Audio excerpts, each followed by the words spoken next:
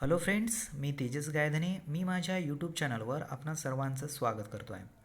आज आपण बी.कॉम 6 सेमचा जो ॲडव्हान्स अकाउंटिंग आहे त्या ॲडव्हान्स अकाउंटिंगचा युनिट नंबर 3 सिंगल एंट्री सिस्टमचे जे MCQ आहेत हे विथ एक्सप्लेनेशन मी तुम्हाला समजून सांगण्याचा प्रयत्न करत आहे. तर चला आपण आता MCQकडे जाणार आहोत. तर त्या अगोदर जर तुम्ही माझ्या यूट्यूब चॅनलला अजूनपर्यंत सबस्क्राईब जर केले नसाल तर माझ्या यूट्यूब चॅनलला सबस्क्राईब करा आणि सोबत जे बेल आयकॉन आहे ते बेल आयकॉनसुद्धा प्रेस करा, ज्यामुळे तुम्हाला माझे जे नोटिफिकेशन आहे, न्यू व्हिडिओची जी नोटिफिकेशन आहे ती नोटिफिकेशन मिळू शकेल. तर आज आपण सिंगल एंट्री सिस्टमचे जे MCQज आहेत ते MCQज बघणार आहोत. लक्ष द्या. Number first, single entry system is normally practiced in sole proprietorship and business.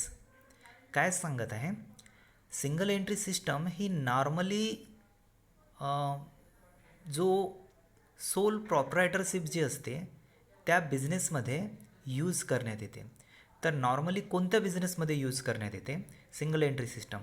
तर याच्या अगोदर आपण सुद्धा पाहिलेलं आहे, सिंगल एंट्री सिस्टम ही छोट्या बिझनेसमध्ये यूज केलं जाते. आता छोटी बिझनेस म्हणजे कंपनीज तर होऊ शकत नाही. छोटा बिझनेस एकतर जो सिंगल ट्रेडर आहे तो यूज करू शकतो किंवा मग पार्टनरशिप फॉर्मवाला. बरोबर आहे. सिंगल ट्रेडर तर इथं दिला नाही आहे. काय दिलं आहे ऑप्शनमध्ये दिलेलं आहे पार्टनरशिप दिलेला आहे, त्याच्यानंतर कंपनीज दिलेला आहे, त्याच्यानंतर बोथ A अँड B दिलेला आहे आणि नन ऑफ दीज. तर छोटा बिझनेस कोणता आहे? पार्टनरशिप. त्याच्यामुळे पार्टनरशिपमध्ये तुमचा करेक्ट आन्सर राहील की सिंगल एंट्री सिस्टममध्ये नॉर्मली ही पार्टनरशिपमध्ये प्रॅक्टिस केली जाते. म्हणजे पार्टनरशिप बिझनेसमध्ये सिंगल एंट्री सिस्टमनुसार नॉर्मली हिशेब ठेवण्यात येतो. त्याच्यानंतर नंबर सेकंड पहा, net worth of an organisations means the excess of its total assets over total काय राहणार? टोटल लायबिलिटीज राहणार, टोटल इन्कम राहणार, एक्सपेन्सेस राहणार, क्रेडिटर्स राहणार की काय राहणार? काय राहणार? नेटवर्थ ही म्हणजेच net worth of an organisations means the excess of total assets over total liabilities. म्हणजेच आपण जेव्हा नेटवर्थ काढतो, नेटवर्थ कशामुळे काढत असतो सिंगल एंट्री सिस्टममध्ये? आहे ना, स्टेटमेंट ऑफ अफेअर्स काढतो आपण. स्टेटमेंट ऑफ अफेअर्समध्ये काय लिहित असतो? सगळ्यात अगोदर काय लिहितो? असेट्स लिहितो आणि त्याच्यानंतर लायबिलिटीज लिहितो. असेट्समधून लायबिलिटीज लेस करतो आणि त्याच्यानंतर कॅपिटल सर्च करतो, कॅपिटल शोधून काढतो. बरोबर आहे ना? तर मग नेटवर्थ म्हणजेच काय? नेटवर्थ म्हणजेच total assets over total liabilities. त्याच्यामुळे तुमचा जो ॲन्सर आहे ॲन्सर नंबर A. त्याच्यानंतर नंबर थर्डमध्ये पहा काय सांगितलेलं आहे. We can find out the net worth of the business both of the beginning and at the end of the year in a single entry system by preparing at income statement, worksheet, statement of affairs, cash statement. काय होते याचा अर्थ? काय प्रश्नामध्ये काय विचारलेलं आहे? जेव्हा फाइंड आउट करत असतो नेटवर्थ, जेव्हा फाइंड आउट करत असतो बिझनेसची, both of the beginning and the end the year single entry system by preparing. जेव्हा तुम्हाला वर्षाच्या बिगिनिंगची जी नेटवर्थ सर्च करायची आहे आणि वर्षाच्या शेवटची नेटवर्थ सर्च करायची आहे, शोधून फाइंड आउट करायची आहे, तर मग आपण कोणती स्टेटमेंट यूज करत असतो?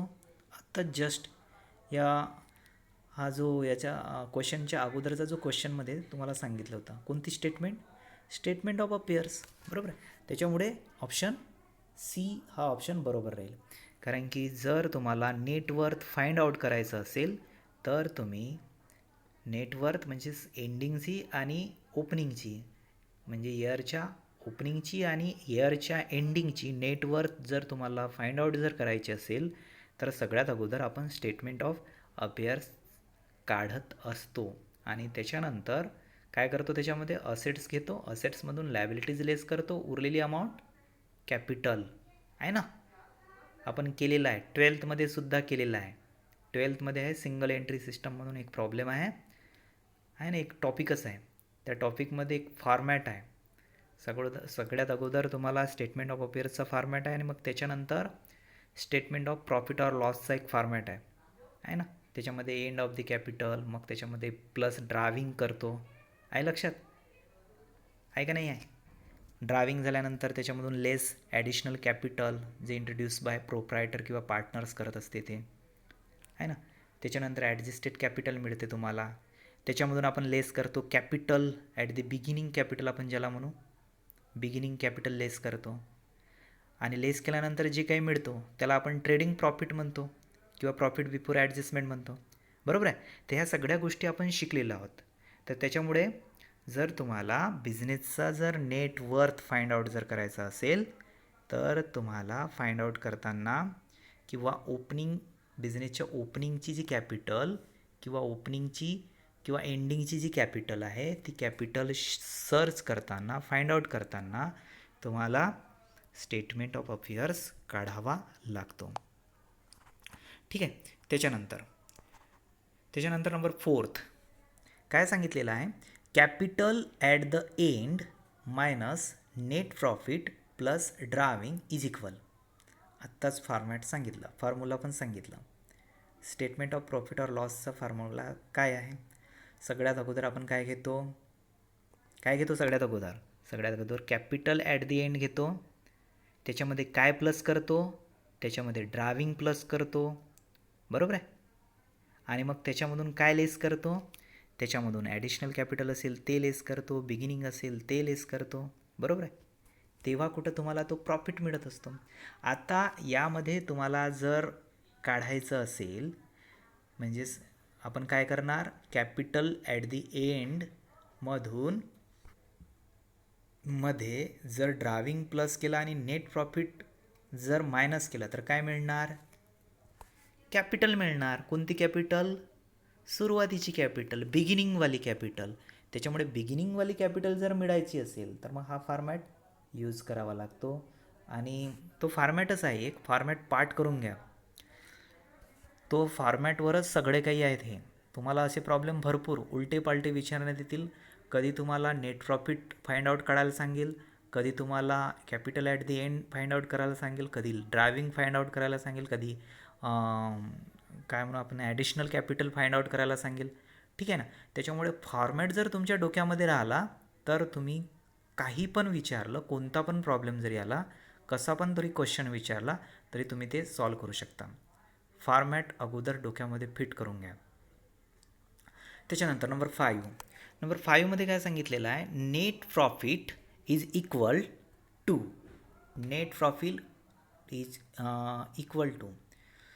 Gross profit, expenses, sales, cost of sales minus expenses, capital minus expenses. आता तुम्हाला नेट प्रॉफिट करायचा आहे. हा समोर जो डॅश दिलेला आहे डॅश नाही आहे, हा मायनसचं चिन्ह आहे. मायनसचं चिन्ह छोटा झाला थोडा, मायनस म्हणून समजा. Net profit is equal to, net profit हा कोणाच्या बरोबरीचा असतो? What is the equal of net profit? काय आहे equal? Gross profit minus expenses, sales minus cost of sales minus expenses की कॅपिटल मायनस एक्सपेन्सेस? काय राहील याचा आन्सर? नेट प्रॉफिट काढताना आपण काय करतो? ग्रॉस प्रॉफिटमधून जो काही एक्सपेन्सेस आहे तो एक्सपेन्सेस लेस करतो, तेव्हा तुम्हाला नेट प्रॉफिट मिळतो आहे ना. हे साधा गणित आहे. तर त्याच्यामुळे याचा आन्सर काय राहणार? Number A, gross profit minus expenses is equal net profit. त्याच्यानंतर नंबर 6 पहा. In the single entry there is no record at dash account during the accounting period. आता सिंगल एंट्रीमध्ये कशाचा रेकॉर्ड ठेवला जाते आणि कशाचा रेकॉर्ड ठेवला जात नाही. सिंगल एंट्रीमध्ये तुम्हाला सुरुवातीची ओपनिंग बॅलन्स, क्लोजिंग बॅलन्स एवढं लक्षात ठेवण्यात येते. मधातले तुमचे लेझर जे आहे ते लेझर किंवा बाकीचे जे काही नॉमिनल अकाउंट्स आहेत ते त्या पिरियडमध्ये, त्या ड्युरिंग द अकाउंटिंग पिरियडमध्ये त्याचा रेकॉर्ड ठेवला जात नाही. हे तुम्हाला माहीत आहे ना, सगळ्यांनाच माहीत आहे. काय फक्त मेन्शन करत असतो आपण, कॅश अकाउंट, बँक अकाउंट फक्त मेन्शन करतो, त्याच्या एंट्र्या करतो, बाकी कोणत्याच एंट्र्या करत नाही. बाकी कोणतेच laser accounts, nominal laser accounts आपण फुलफिल करत नाही. डायरेक्ट बॅलन्स शीट काढतो आहे ना. तर त्याच्यामुळे याच्यामध्ये कोणता येणार, नंबर ए. आपण जेव्हा सिंगल एंट्रीनुसार रेकॉर्ड ठेवत असतो तेव्हा आपण नॉमिनल अकाउंटचा त्या पिरियडमध्ये, त्या ड्युरिंग द अकाउंटिंग पिरियडमध्ये आपण नॉमिनल अकाउंटचा रेकॉर्ड ठेवत नाही किंवा मेन्शन करत नाही. Number A. त्याच्यानंतर नंबर 7 पहा. If the rate of gross profit on sales is 20% and its cost of goods sold is rupees 1 lakh, then the amount at gross profit will be equal to. आता ह्याला अगोदर समजून घ्या. हा problem काय सांगत आहे.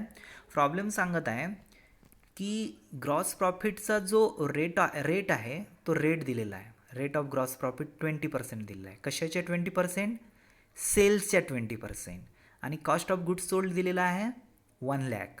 आता समजत आहे ना, म्हणजे कॉस्ट ऑफ गुड्स सोल्ड हा 1 lakh आहे, परंतु प्रॉफिटचा जो आहे, प्रॉफिट हा सेल्सवर चार्ज करायचा आहे. आता सेल्स तर माहीत नाही आहे, सेल्स तर दिले नाही आहे, परंतु कॉस्ट ऑफ गुड्स सोल्ड दिलेला आहे. सेलच्या 20% तुम्हाला चार्ज करायचा आहे, त्याच्यामुळे रेट ऑफ प्रॉफिट पण दिलेला आहे, रेट ऑफ ग्रॉस प्रॉफिट. ठीक आहे. त्याच्यामुळे आता याला कॅल्क्युलेट करताना कसं करणार, त्याचा एक फॉर्म्युला आहे. काय फॉर्म्युला आहे त्याचा, सांगता येईल कोणाला. त्याचा फॉर्म्युला काय आहे, त्याचा फॉर्म्युला आहे जो तुमचा कॉस्ट ऑफ गुड्स सोल्ड आहे, cost of goods sold into जो कोणता रेट ऑफ पर्सेंटेज आहे, तो rate of percentage, rate of जो ग्रॉस प्रॉफिटचा पर्सेंटेज आहे तो divided by 100 minus rate of percentage, gross profit percentage. काय सांगितलं पुन्हा. तर आता कॅल्क्युलेट करा. काय कॅल्क्युलेट करणार, कॉस्ट ऑफ गुड्स सोल्ड किती आहे 1 lakh into 20 divided by 100 minus 20. 100 minus 20 means 80. मग करा 1 lakh इंटू 20 डिवायडेड बाय 80. किती येतो ॲन्सर, 25,000 आहे ना. त्याच्यामुळे त्याचा ॲन्सर काय येणार 25,000. त्याचा ॲन्सर, ॲक्युरेट ॲन्सर आहे 25,000. त्याच्यानंतर नेक्स्ट नंबर 8 काय सांगत आहे. In single entry system it is not possible to prepare. Single entry सिस्टममध्ये काय पॉसिबल नाही, काय प्रिपेअर करणे पॉसिबल नाही. Trial balance, creditors account, balance sheet, account sales. काय ट्रायल बॅलन्स, बाकीचे ते काढू शकतो आपण. क्रेडिटर्स आहेत दिलेले असतात, त्या क्रेडिटर्सवरून आपण क्रेडिटर्स करू शकतो, परंतु ट्रायल बॅलन्स कशी करणार. तुमच्या सिंगल एंट्री अकाउंट सिस्टममध्ये ट्रायल बॅलन्स कशी करणार, कारण की ट्रायल बॅलन्स कशावरून करत असतो, लेझर अकाउंटची जी काही बॅलन्सिंग फिगर आहे त्या बॅलन्सिंग फिगरवर आपण ट्रायल बॅलन्स तयार करत असतो ना. जे कोणते लेझर अकाउंट्स आहे त्याची जी काही बॅलन्स शीट जी आहे, कॅरेट डाऊन बॅलन्स आहे, त्या कॅरेट डाऊन बॅलन्सवर आपण ट्रायल बॅलन्स तयार करत असतो. मग ट्रायल बॅलन्स त्याच्यावर तयार करत असतो, तर मग आपण तर लेझर अकाउंट बनवतच नाही. या सिंगल एंट्री सिस्टममध्ये. मग आपण जर ट्रायल बॅलन्सचे अकाउंट जर म्हणजे काम आपण लेझर अकाउंटचे जर अकाउंट्सच तयार करत नाही, लेझर अकाउंट्सच तयार करत नाही, तर त्याची बॅलन्सिंग फिगर आपल्याला कुठून मिळणार? आणि ती जर मिळाली नाही तर ट्रायल बॅलन्स कसं काढणार? त्याच्यामुळे ही पॉसिबल नाही आहे. ट्रायल बॅलन्स प्रिपेअर करणं पॉसिबल नाही आहे सिंगल एंट्री सिस्टममध्ये. ठीक आहे, त्याच्यामुळे याचा ॲन्सर काय येणार? Number A, trial balance prepare करणे not possible to prepare trial balance in single entry system. त्याच्यानंतरचा मुद्दा पहा, त्याच्यानंतरचा प्रॉब्लेम आहे, त्याच्यानंतरचा क्वेश्चन आहे number 9. All debts payable by business to the outsider means other than the owner are called dash liabilities. म्हणजे अशा प्रकारची पेएबल असलेली जी डेप्ट्स आहे ते बिझनेसच्या आउटसाइडरला, बाह्य व्यक्तीला, बाहेरच्या व्यक्तीला देणे आहे, त्या लायबिलिटीजला काय म्हणतात? बाह्य व्यक्तीला देणे असलेली लायबिलिटीज काय म्हणतात? माहीत आहे सगळ्यांनाच. काय म्हणतात? एक्सटर्नल लायबिलिटीज आहे ना. मग याचा ॲन्सर एक्सटर्नल. आता एक्सटर्नल कोणकोण असतात माहीत आहे ना, सांगितलं आहे, शिकवलं आहे प्रॉब्लेम क्लासमध्ये, माहीत आहे.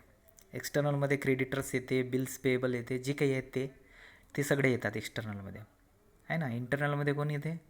आपले शेअर होल्डर्स वगैरे येते इंटरनलमध्ये. शेअरचे सुद्धा पैसे वापस करावे लागतात ना कधी ना कधी.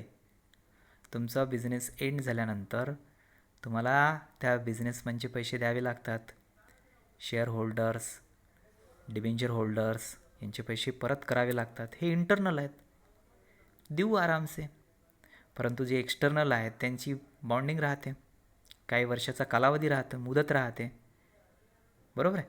तर हे जे आहेत, जे अदर दॅन द ओनर, ते सर्वच्या सर्व एक्सटर्नल लायबिलिटीज असते. त्याच्यामुळे याचा ॲन्सर सी, एक्सटर्नल. त्याच्यानंतर नंबर 10 पहा, द टोटल ऑपरेटिंग एक्सपेन्सेस. आता टोटल ऑपरेटिंग एक्सपेन्सेस म्हणजेच काय, कशाला म्हणतात? त्याच्यामध्ये सांगितलेलं आहे gross profit plus selling expenses, selling expenses plus general expenses, selling expenses minus general expenses, gross profit minus general expenses. आता याच्यामध्ये काय येणार? टोटल ऑपरेटिंग एक्सपेन्सेस काय येणार?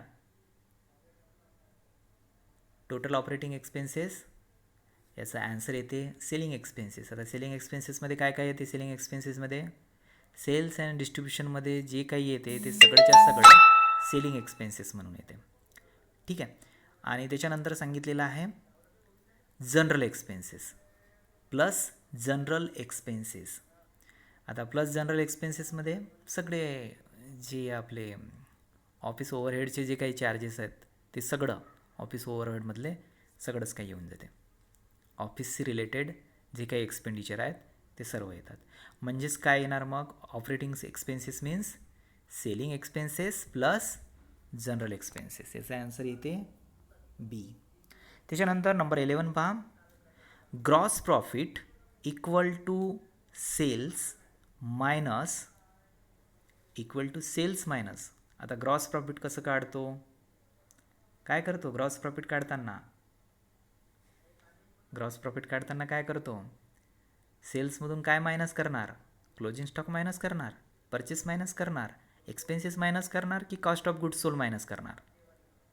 Obviously cost of goods sold आहे ना.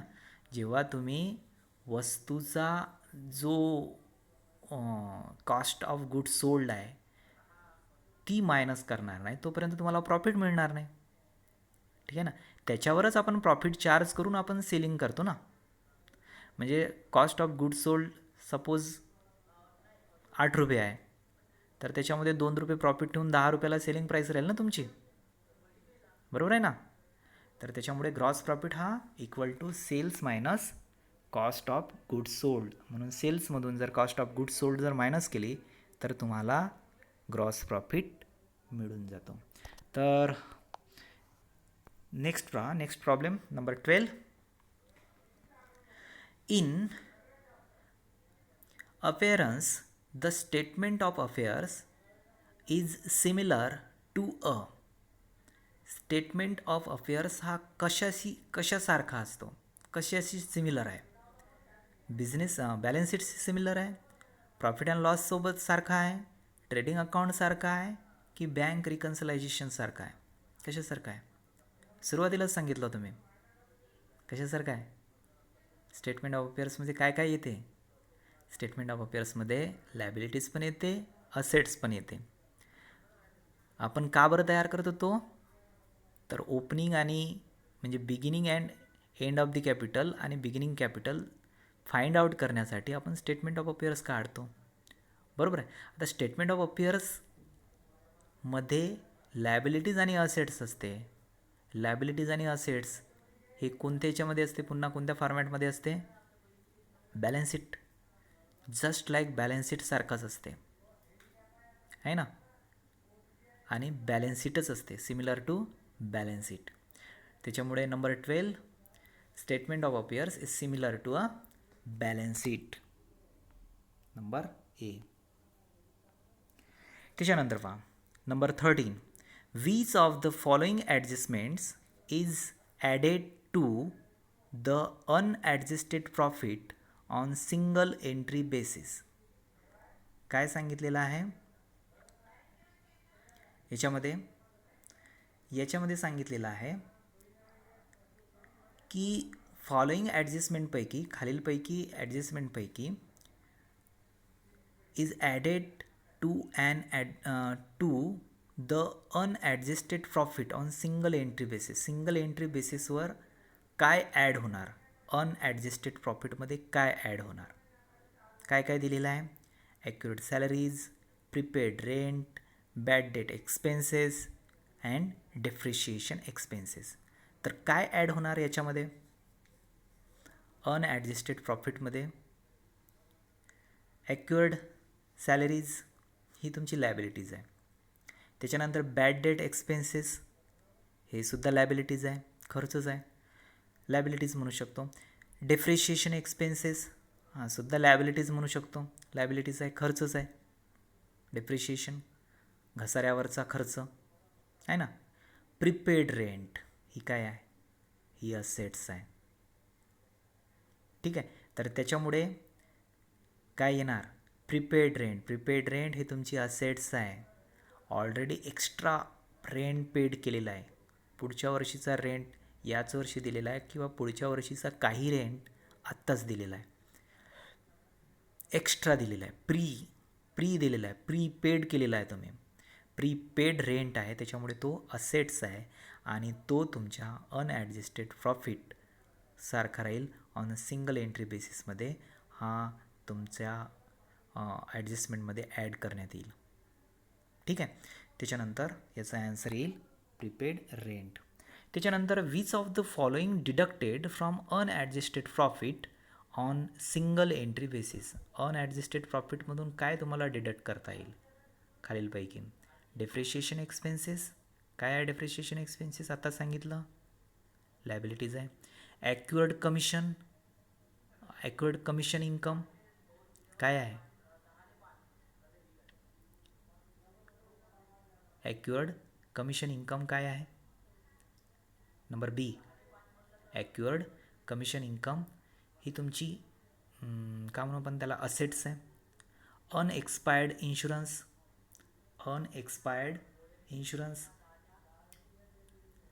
काय आहे ते? ही सुद्धा तुमची इन्कम आहे. त्याच्यानंतर नेक्स्ट कुठं गेला रे प्रॉब्लेम?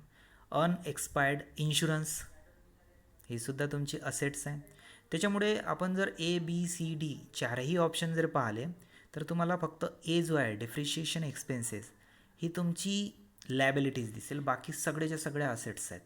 म्हणजे ॲक्युअर्ड कमिशन इन्कम असेट्स आहे, प्रीपेड सॅलरीज असेट्स आहे, अनएक्सपायर्ड इन्शुरन्ससुद्धा असेट्स आहे. तर त्याच्यामुळे काय डिडक्ट करायला लागेल तुम्हाला? अनॲडजस्टेड प्रॉफिटमधून तुम्हाला डेप्रिशिएशन एक्सपेन्सेस हा तुम्हाला लेस करावा लागेल, हा तुम्हाला डिडक्ट करावा लागेल. त्याच्यानंतर नेक्स्ट पहा, in the conversion of single entry into double entry system dash are prepared adjusting entries, operating entries, no entry, closing entries. काय म्हणेल, काय करावं लागेल तुम्हाला? जर सिंगल एंट्रीमधून डबल एंट्रीमध्ये कन्वर्ट करायचं. माझा बिझनेस होता, छोटा बिझनेस होता, आता तो मोठा झाला. आता छोट्या बिझनेसमध्ये ठीक आहे, सिंगल एंट्री मी सगळा हिशेब करत होतो. आता मोठा झाला हिशेब, बिझनेस मोठा झाला, हिशेब मोठा झाला. आता बिझनेस जर मोठा झाला तर हिशेब पण मोठा, आणि हिशेब मोठा तर तुम्हाला डबल एंट्री सिस्टमनं हिशेब करावं लागत आहे. तर मग अशा वेळेस कन्वर्ट करताना तुम्हाला सगळ्यात अगोदर काय करावं लागेल? बॅलन्स शीटपासून तुम्हाला ट्रायल बॅलन्स तयार करावी लागेल, आणि ट्रायल बॅलन्सवरून मग तुम्ही काय करणार? ज्या सुरुवातीच्या ओपनिंग एंट्रीज आहेत त्या ओपनिंग एंट्रीजवर करावं लागेल अगोदर, आणि मग त्याच्यानंतर ट्रायल बॅलन्स तयार करावे लागेल, आणि मग त्याच्यावरून तुम्हाला डबल एंट्रीमध्ये कन्वर्ट करावं लागेल, आहे ना.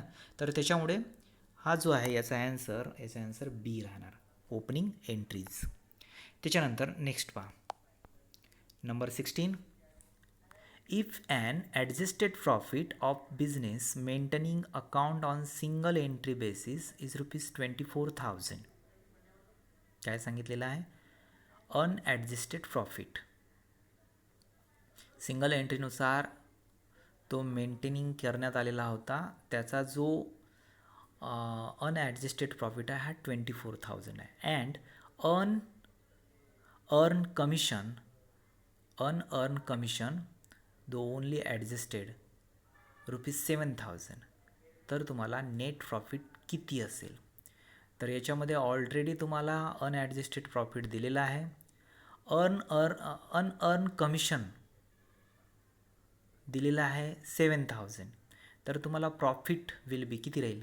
तर 24,000मधून 7,000 मायनस करावं लागेल, तुम्हाला तुमचं प्रॉफिट मिळून जाईल. अनॲडजस्टेड प्रॉफिट हा 24,000 आहे, परंतु अनअर्न कमिशन हा 7,000 आहे. अनअर्न कमिशन म्हणजे कमिशन अजूनपर्यंत अर्न झालेला नाही आहे, परंतु तो तुमच्या अनॲडजस्टेड प्रॉफिटमध्ये इन्क्लूड झालेला आहे. तर तुम्हाला जर नेट प्रॉफिट काढायचा असेल तर तो अर्नच झालेला नाही आहे. जो तुमचा प्रॉफिट अर्न झालेला नाही आहे, जो कमिशन अर्न झालेला नाही आहे, तो तुम्हाला तिथून मायनस करावं लागेल, म्हणजेच तुम्हाला नेट प्रॉफिट मिळेल. तर 24,000मधून 7,000 मायनस करा, किती राहिले? 17,000. तर याचा ॲन्सर 17,000 राहील. त्याच्यानंतर number 17. Which of the following system is use for recording accounting information in which transaction are recorded only once. म्हणजे अशा प्रकारची अकाउंटिंग सिस्टम आहे ज्याचा यूज करताना आपण अकाउंटिंगची जी इन्फॉर्मेशन आहे फक्त एकदा, only once, recorded only once, फक्त एकदा रेकॉर्ड करतो. आपला जो टॉपिक आहे त्या टॉपिकचंच नाव आहे काय? Single entry system. Single entry सिस्टममध्ये आपण फक्त एकदाच रेकॉर्ड करतो. काही याच्यामध्ये होते डबल, जसं कॅश बँकचं वगैरे जर असेल तर कधी कधी ते होते डबल, परंतु ते अपवादात्मक स्थितीमध्ये, बाकी सर्व स्थितीमध्ये फक्त एकदाच एंट्री होत असते. त्याच्यामुळे आपण जे ट्रान्झॅक्शन आहे ते ट्रान्झॅक्शन ज्या सिस्टममध्ये एकदाच रेकॉर्ड करतो तो सिस्टम म्हणजेच सिंगल एंट्री सिस्टम. त्याच्यानंतर नंबर 18मध्ये काय सांगितलं आहे? The following information is related to a sole ownership business. त्याच्यामध्ये काही इन्फॉर्मेशन दिलेली आहे. काय इन्फॉर्मेशन दिलेली आहे? एंडिंग कॅपिटल 2,50,000 आहे. ओके. त्याच्यानंतर सांगितलेलं आहे net profit on current year 12,000 आहे. त्याच्यानंतर आहे ओपनिंग कॅपिटल 1,76,000 आहे, ड्रायव्हिंग 8,000 आहे. What is the amount of additional investment? Additional investment किती असेल? आत्ताच फॉर्मॅट सांगितला होता, त्या फॉर्मॅटनुसार जा. काय करतात फॉर्मॅटनुसार करताना काय करतो आपण? एंडिंग कॅपिटलमध्ये काय ॲड करतो? ड्रायव्हिंग ॲड करतो. त्याच्यानंतर काय मायनस करतो? त्याच्यानंतर ॲडिशनल कॅपिटल असेल ते मायनस करतो. त्याच्यानंतर काय मायनस करतो? पुन्हा बिगिनिंग कॅपिटल असेल ते सुद्धा मायनस करतो. ओपनिंग कॅपिटल ज्याला म्हणतो ते पण मायनस करतो. त्याच्यानंतर तुम्हाला प्रॉफिट मिळत असते. परंतु प्रॉफिट ऑलरेडी इथं दिलेला आहे. नेट प्रॉफिट किती दिलेला आहे? 12,000. आता 12,000 हे मायनस केल्यानंतरच 12,000 आलेलं आहे. आता उलटं करा कॅल्क्युलेशन उलटं करताना कसं करणार? सगळ्यात अगोदर थांबा, मी तुम्हाला समजून सांगतो थोडंसं. पेजवर काय सांगितलेलं आहे? तुमची एंडिंग कॅपिटल 2,50,000 आहे आणि त्याच्यानंतर net profit on current year 12,000 आणि ड्रायविंग 8,000 आहे. आता ड्रायविंग ॲड करत असतो आपण कुठे?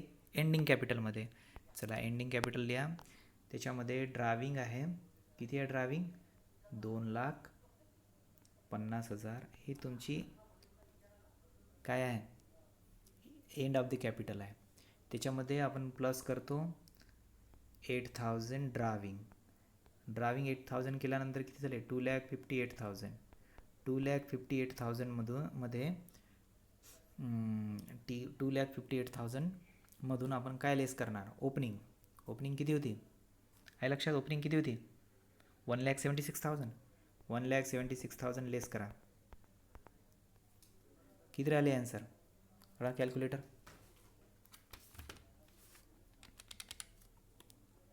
2,58,000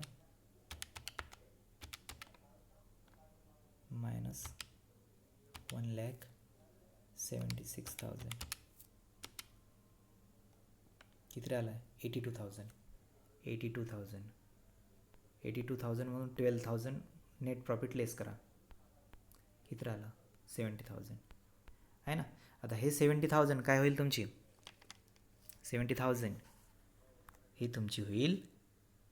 काय विचारला होता प्रॉब्लेममध्ये विचारला होता, what is the amount of additional investment? 70,000 येईल. याचं कॅल्क्युलेशन आलं ना लक्षात? सगळ्यात अगोदर काय केलं? एंड ऑफ द कॅपिटल, त्याच्यामध्ये ॲड केलं ड्रायविंग. दोघांची टोटल 2,50,000 आधी 8,000, 2,58,000 मायनस ओपनिंग कॅपिटल मायनस केलं आणि त्याच्यामधून पुन्हा मायनस केलं तुमचं नेट प्रॉफिट 12,000. तेव्हा तुम्हाला काय मिळालं? ॲडिशनल इन्व्हेस्टमेंट मिळालं. ठीक आहे. तर अशा प्रकारे हा तुमचा प्रॉब्लेम, याचा ॲन्सर येईल 70,000. किती येईल ॲडजेस्ट? ॲन्सर 70,000, 70,000. त्याच्यानंतर 19 पहा. The following information is related to business of sole proprietor. हा सुद्धा तोच प्रॉब्लेम आहे. Calculation ending capital 5,30,000, net profit of current year 1,10,000, त्याच्यानंतर ओपनिंग कॅपिटल ₹6,67,000, ॲडिशनल इन्व्हेस्टमेंट, आता इन्व्हेस्टमेंट दिलेलं आहे 50,000. आता काय करायला सांगितलं आहे? What is the amount of driving. आता तुम्हाला ड्रायविंगची अमाऊंट काढायची आहे ना. ड्रायविंग आपण काय करत होतो? एंडिंग कॅपिटलमध्ये काय करत होतो? प्लस करत होतो. परंतु आता ड्रायविंग असल्यामुळे आता ड्रायविंग तर प्लस करण्याची आवश्यकताच नाही. तर मग आपण आता काय ते सगळेचे सगळं मायनस करत न्यावं लागेल आहे ना. मायनस की प्लस? सगळं प्लस करून त्याच्यानंतर ते मायनस करावं लागेल 5,30,000 मधून. म्हणजे ते सगळे प्लस करून त्याच्यानंतर 5,30,000 मायनस करावं लागेल. म्हणजे सगळ्यांची टोटल करावं लागेल. तर सगळ्यांची टोटल किती आहे? तुमचा ओपनिंग किती होता? 6,67,000 बरोबर आहे. त्याच्यानंतर त्याच्यामध्ये काय प्लस करणार? इन्व्हेस्टमेंट प्लस करणार. त्याच्यामध्ये काय प्लस करणार? नेट प्रॉफिट प्लस करणार. त्याच्यामधून काय मायनस करणार? एंडिंग कॅपिटल मायनस करणार. तेव्हाच तुम्हाला ड्रायविंग मिळेल ना. उलटं करावं लागेल. आता उलटं चालावं लागेल आहे ना. फॉर्मॅट लक्षात आहे ना तुमच्या? त्या फॉर्मॅटनुसार आता उलटं चालावं लागेल. तुम्हाला काढायचं आहे ड्रायविंग. तर त्याच्यामुळे सगळ्यात अगोदर ओपनिंग कॅपिटल किती आहे? ओपनिंग कॅपिटल आहे 6,67,000 बरोबर आहे का? 67,000 त्याच्यामध्ये प्लस 50,000 काय होता? 50,000 ॲडिशनल आणि त्याच्यानंतर 1,10,000. हे सगळे टोटल करा किती येते ते आणि त्याच्यामधून मग मायनस करा जो तुमचा एंड ऑफ द कॅपिटल होता. किती होता एंड ऑफ द कॅपिटल? 5,30,000. जो काही ॲन्सर येईल तो ॲन्सर. याचं कॅल्क्युलेशन केलं तर याचा ॲन्सर येते 2,87,000 आहे ना. तर याचा ॲन्सर 2,87,000 येतं. त्याच्यानंतर नंबर 20 पहा, कन्सिडर द फॉलोइंग इन्फॉर्मेशन. हा सुद्धा तोच प्रॉब्लेम आहे. Consider the following information. Ending capital दिलेली आहे, नेट प्रॉफिट दिलेला आहे, त्याच्यानंतर ओपनिंग कॅपिटल पण दिलेली आहे. What is the amount of driving. Driving search करायचं आहे याच्यामध्ये सुद्धा. तर याचंसुद्धा तसंच करायचं. सुरुवातीला एंडिंग कॅपिटल दिलेली आहेच, तुम्हाला ओपनिंग कॅपिटल 6 लाख आहे. 6 लाखमधून हे सगळं म्हणजे 6 लाख प्लस 26,000 मायनस 3,54,000 जे काही अमाऊंट उरेल ती अमाऊंट तुमची होईल ड्रायव्हिंग. तर ड्रायव्हिंग याच्यामध्ये येईल मायनस 6,26,000 मायनस 3,54,000, 6,26,000 मायनस 3,54,000, 2,72,000, 2,72,000. त्याच्यामुळे याचा ॲन्सर सी येईल, 2,72,000. ठीक आहे. तर अशा प्रकारे हा 20 झाला. त्याच्यानंतर 21, the natures of allowance of bad debts is. काय आहे बॅड डेब्ट्सचं नेचर? कॉन्ट्रा असेट्स आहे. हे सगळ्यांनाच माहीत आहे. तुम्हाला माहीत आहे माहीत नाही, परंतु काय आहे ही कॉन्ट्रा असेट्स आहे. त्याच्यानंतर the system of recording transaction based on dual aspect concept is called. Dual aspect म्हणजेच का म्हणून आपण द्विनोंद पद्धतीवर किंवा पैलूवर आधारित असलेली सिस्टम कोणती आहे? रेकॉर्डिंग ट्रान्झॅक्शन करण्याची असलेली सिस्टम कोणती आहे? डबल एंट्री आहे की सिंगल एंट्री आहे? डबल ॲस्पेक्टवाली, ड्युअल ॲस्पेक्टवाली डबल एंट्री. सोपं आहे.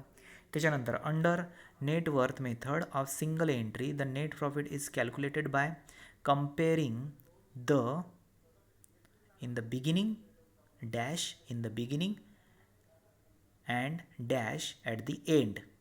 काय येणार इथं? Capital in the beginning and capital at the end. म्हणजेच कॅपिटल येणार. इथे पण पहिल्या याच्यामध्ये पण कॅपिटल येणार आणि दुसऱ्या फिलिंगमध्ये सुद्धा ब्लँकमध्ये सुद्धा कॅपिटल येणार. त्याच्यामुळे ॲन्सर काय येणार? सी ॲन्सर याचा ॲक्युरेट ॲन्सर येणार. त्याच्यानंतर नंबर पहा 24, business is said to be using dash system it is not following completely the principles of bookkeeping at dash system. काय सांगत आहे 24मध्ये? बिझनेस सेड यूजिंग, कोणती सिस्टम यूज केल्यामुळे is not following completely principles of book keeping at, कोणत्या सिस्टममध्ये ते जे principles आहेत त्या सिस्टममध्ये येणार नाही. बुक किपिंग करताना बुक किपिंगचे जे प्रिन्सिपल्स आहेत ते प्रिन्सिपल त्या सिस्टममध्ये येणार नाही. आता कोणत्या सिस्टममध्ये बुक किपिंगचे प्रिन्सिपल असतात? तर डबल एंट्री सिस्टममध्ये बुक किपिंगचे प्रिन्सिपल्स असतात. बुक किपिंग म्हणजेच काय? डबल एंट्री सिस्टमनुसार जे चालते, डेबिट क्रेडिटवाला आहे ना. तर डेबिट क्रेडिट म्हणजेच बुक किपिंगवाले सिस्टम आहे. तर मग बुक किपिंगचे जे प्रिन्सिपल्स आहेत हे डबल एंट्रीमध्ये असते, सिंगल एंट्रीमध्ये नसते. मग याचा एंटर काय होणार? The business said is to be using single entry system it is not following completely the principles of books keeping at double entry system आहे ना. त्याच्यामुळे सिंगल एंट्री पहिल्या ब्लँकमध्ये आणि दुसऱ्या ब्लँकमध्ये येणार डबल एंट्री सिस्टम. त्याच्यामुळे याचा ॲन्सर काय होणार? बी. याचा ॲन्सर बी. आणि त्याच्यानंतर नंबर 25 पहा, under single entry system if the adjusted capital at the end show an increase and compared to the amount of capital at the start the difference will represent.